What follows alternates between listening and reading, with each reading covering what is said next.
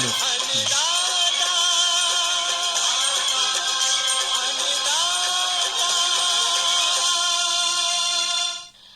मैं अनीता सिंह आप सभी दर्शकों का अन्नदाता कार्यक्रम में स्वागत करती हूँ। किसान हमारे देश के अन्नदाता हैं और वह ही हमारे देश के भाग्य विधाता है। ऐसे ही भारतीय किसानों को खेती बाड़ी से जुड़ी हुई बहुत सी नई लाभकारी जानकारियाँ देने के लिए हर रोज सुबह हम आपके साथ आते हैं।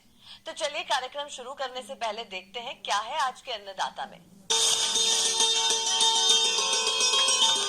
नींबू की सफल बागवानी से रायबरेली के किसान ने बनाई अलग पहचान।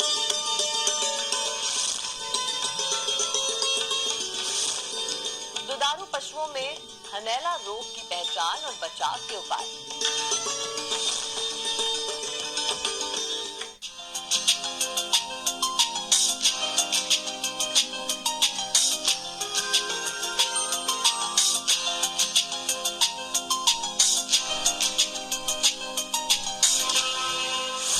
आज किसानों की आमदनी बढ़ाने की बात की जा रही है, जिसके लिए शासन कई योजनाएं चला रही है।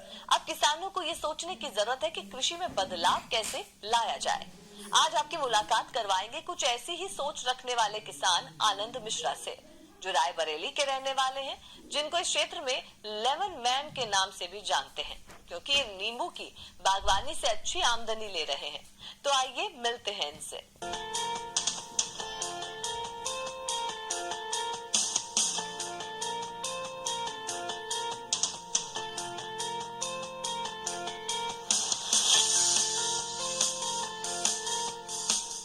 नींबू की बागवानी के लिए हमने रायबरेली, प्रतापगढ़, सुल्तानपुर, बाराबंकी, फतेहपुर आदि जिलों में गए और सर्च किया कि हम लोग क्या फसल कर सकते हैं। पहले हम नौकरी में थे, 13 साल नौकरी किया, नौकरी में मन नहीं लगा, मन गांव की खेती बाड़ी में लगता था। वहां से लौटने के बाद सर्च करते करते, खेती करते करते इस नतीजे पे पहुंचे कि हमें कुछ नया करना है। तो अगल बगल के जब जनपदों में गए तो वहां पे हमने देखा कि बहुतायत से अमरूद, केला और आम की खेती हो रही है, लेकिन मुझे नींबू का कॉन्सेप्ट एक नया कॉन्सेप्ट लगा। इस कॉन्सेप्ट पे हम आगे बढ़े, कोशिश किए, लोगों से संपर्क किए, थाई वैरायटी का नींबू के पौधे मंगाए, पौधों की रुपाई किया। वो दिन है और आज 2 साल 3 महीने के हमारे पौधे हो गए हैं जो 10 फीट से ऊपर की हाइट। इनकी उपज जो है वो दूसरे साल से चालू हो जाती है और तीसरे साल के बीच में कमर्शियल उत्पादन चालू हो जाता है। किसान भाइयों, काम कोई भी मुश्किल नहीं होता, जरूरत है उसे मन लगाकर करने की। अपने इसी जज्बे को नई ऊंचाई देने के लिए आनंद मिश्रा ने नौकरी छोड़कर गांव में पुरखों की विरासत को नया आयाम दिया है। जिला मुख्यालय से 20 किलोमीटर दूर पिता की विरासत को नींबू की खुशबू से महकाया तो दूसरे किसानों में भी खेती करने का नया हौसला बढ़ा। पारंपरिक खेती में कोई विशेष लाभ न होने पर नींबू की बागवानी की। शुरुआत में कुछ दिक्कतों के बाद 30 महीने में ही उन्हें एक मुश्त आय मिली, जिससे उनकी रुचि बढ़ती गई और अब उन्हें नींबू से कई गुना आय मिलने की आहट सुनाई देने लगी है।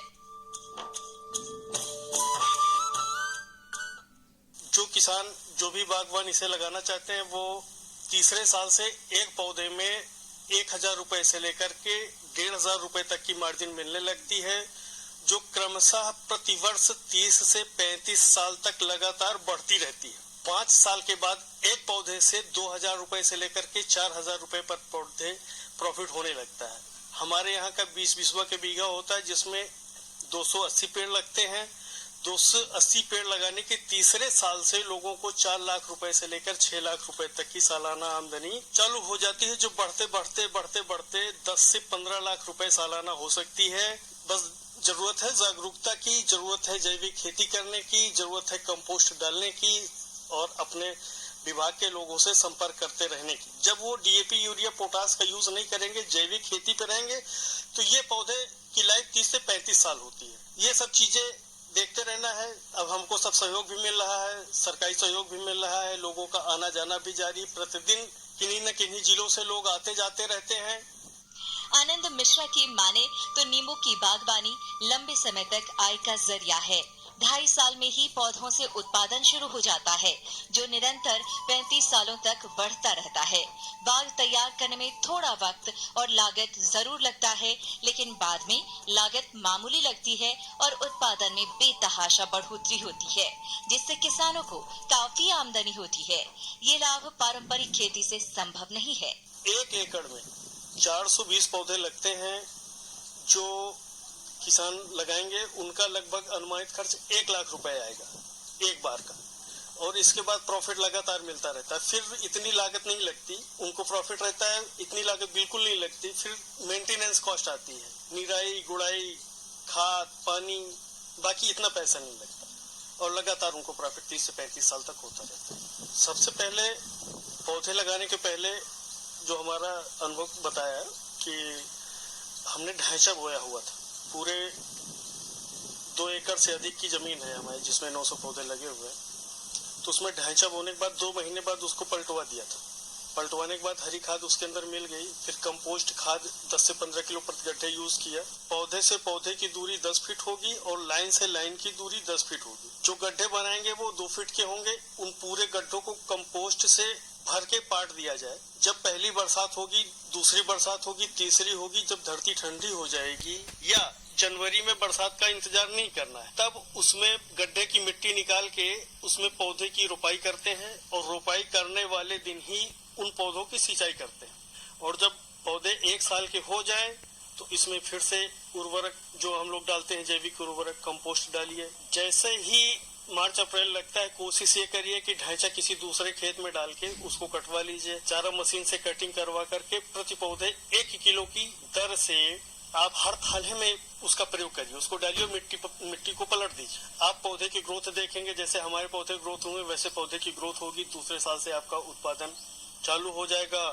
बढ़ने लगेगा, आपकी कमाई चालू हो। इसके बाद आपको ये ध्यान रखना है कि उस पौधों में कोई अगर कीड़े लग रहे हैं, कोई दीमक आ रहे हैं, कुछ आ रहे हैं, तो आपको एक पौधे के जो थाला है उसमें 50 ग्राम के एवरेज से नीम की खली का छिड़काव करके उसको मिट्टी को पलट दे खुरपे से, और काम चलता रहेगा। पौधे बढ़ते रहेंगे। अगर आपको कभी भी लगता है कि उसमें कुछ कीड़े आ रहे हैं, जो पत्तियां खा जाते हैं या कुछ है, तो उसमें नीम के तेल का छिड़काव कर दे।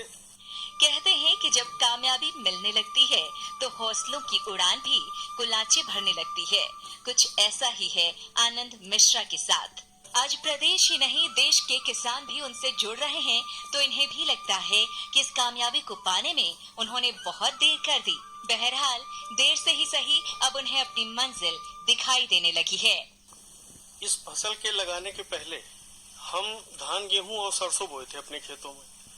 तो 2 साल के अंदर अपने खाने को छोड़ करके 50,000 रुपए का हम बेचे, और बेचने के बाद इस नतीजे पे पहुंचे कि जो ये एवरेज है वो 8 से 9,000, 10,000 रुपए मुश्किल से प्रति बीघे, यानी 15 से 20,000 रुपए प्रति एकड़ का एवरेज आ रहा है किसानों को।